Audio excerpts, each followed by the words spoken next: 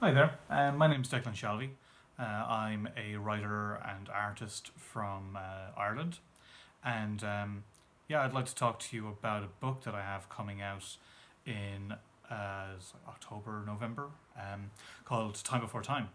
It's a story that I co-wrote with Rory McConville, with Joe Palmer drawing, and it's a crime sci-fi story about a guy who works for a crime syndicate, and the syndicate in the future. And in the future, this crime syndicate basically smuggle people into the past because the future is so bleak.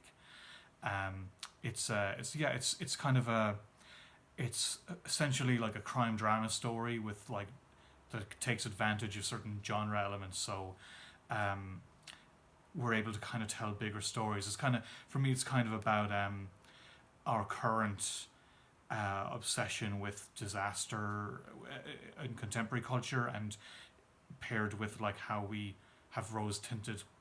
We look at the past with certain kind of sentimentality, with all the kind of like interesting drama that comes with like crime fiction.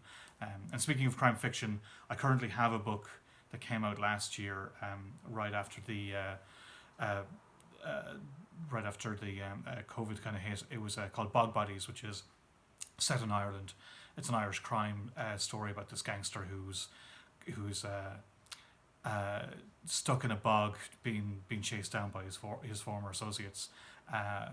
So that's currently out already. So I'd point you towards that if you're curious. But thanks very much for letting me speak. I love libraries like many. I'm sure I take them for granted, but I wouldn't be reading comics now if it wasn't for libraries. I would leave school and I have to wait for my bus home, and uh, I was able to go to the library and read books like Asterix and Tintin, and like books by Frank Miller, and it just opened up a whole world of possibilities for me. So yeah, I'm excited to see Bog Bodies in libraries soon, and later in the year, Time Before Time as well. So yeah, thanks very much.